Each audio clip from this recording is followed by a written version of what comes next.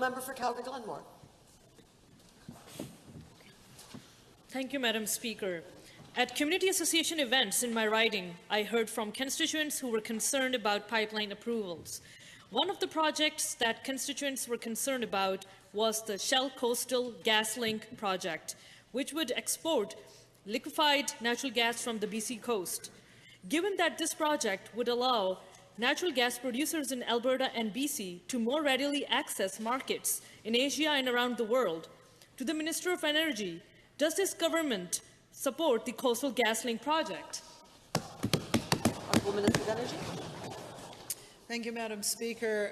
Our government absolutely supports further development on liquefied natural gas. In fact, our EDAC report, the Energy Diversification Advisory Committee, underscored the benefits, not just to Alberta and BC, but to Canada in advancing LNG projects.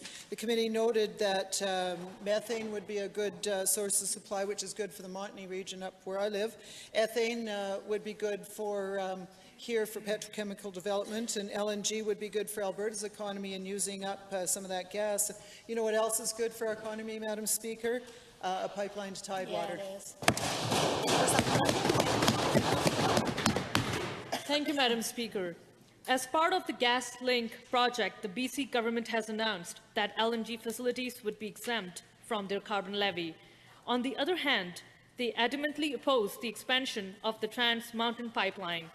To the same minister, can you please comment on the BC government's discrepancy in their approach to carbon levies and Alberta Tidewater access?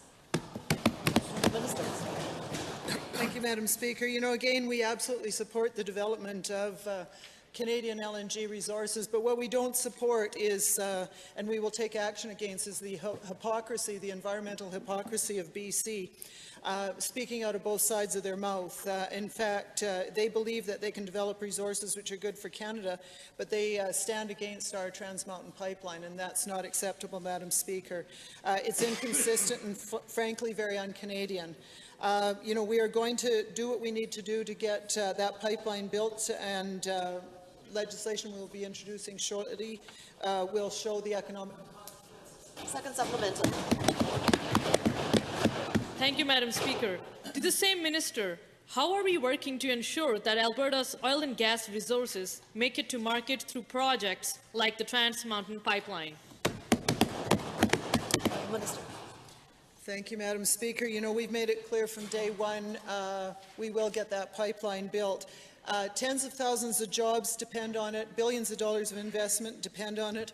We need better schools and roads and hospitals, and that all depends on getting this pipeline built, Madam Speaker. We've already won 14 out of 14. We're batting 1,000 in our court challenges with BC. We're going to continue. We're following the path, certainly, that Peter Lougheed many years ago, our previous Premier, took when he was under attack in his government. We're going to be introducing legislation shortly which will